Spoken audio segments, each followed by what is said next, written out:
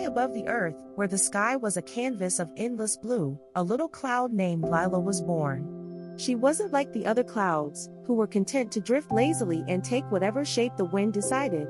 Lila was curious.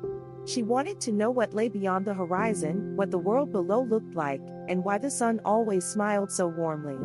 "Why do we just float here all day?" Lila asked her cloud friends. "Because that's what clouds do," they replied, yawning. But Lila wasn't satisfied. She wanted to explore. One day, a playful wind named Zephyr swept by. "Why so glum, little cloud?" Zephyr asked. "I want to see the world," Lila said, "but I don't know how." Zephyr twirled around her. "I can help. Hold on tight." With a whoosh, Zephyr lifted Lila and carried her across the sky. For the first time, Lila saw mountains, rivers, and forests far below. Her heart soared with excitement. As they flew, Lila noticed a shimmering rainbow. "What's that?" she asked. "That's the Rainbow Bridge," Zephyr explained. "It's made of sunlight and rain, and it holds the colors of the world." Lila drifted closer, fascinated. "Can I touch it?" "Of course," Zephyr said. Lila brushed against the rainbow, and her fluffy white edges turned pastel pink, blue, and yellow. "I'm colorful now," she giggled. Suddenly, the sky grew dark. A group of storm clouds rumbled angrily. "Who's this little cloud intruding on our territory?" one growled. Lila trembled. I didn't mean to bother you. I'm just exploring." The storm clouds grumbled but then softened. "Well, don't get in our way. We're busy making rain for the earth below." Lila watched as they released raindrops, watering the fields and forests. She realized even storm clouds had an important job. Zephyr carried Lila lower, closer to the earth. She heard a beautiful sound, a melody of rustling leaves, chirping birds, and bubbling streams. "What's that music?" Lila asked.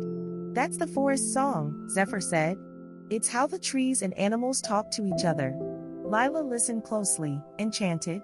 She wished she could join in, but clouds couldn't sing. Still, she felt a deep connection to the forest below. Next, they reached a tall, lonely mountain. "Why does it look so sad?" Lila asked. "It's not sad," Zephyr explained. "It's just quiet. Mountains are wise and patient. They watch over the world." Lila drifted closer and whispered, "Thank you for being so strong." The mountain seemed to smile, its snowy peak glistening in the sunlight. As the day turned to evening, Zephyr brought Lila to the ocean. The waves danced and sparkled, reflecting the colors of the sunset. "It's so big," Lila exclaimed. "The ocean is full of life," Zephyr said. "It's home to fish, whales, and even tiny creatures we can't see." Lila watched in awe as a pod of dolphins leapt out of the water, their laughter echoing in the air. When night fell, Lila gazed at the stars. "They're so beautiful," she said. "Each star has a story," Zephyr told her. "They guide travelers and light up the darkest nights." Lila felt a sense of wonder.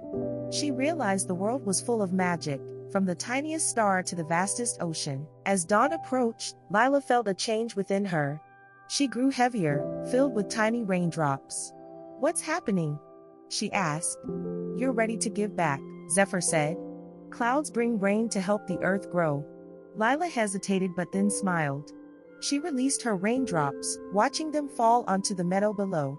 The flowers bloomed brighter, and the grass grew greener. As the sun rose, Lila felt lighter and happier.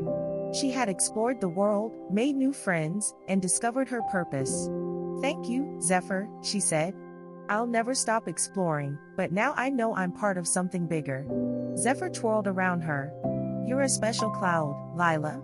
The world is lucky to have you."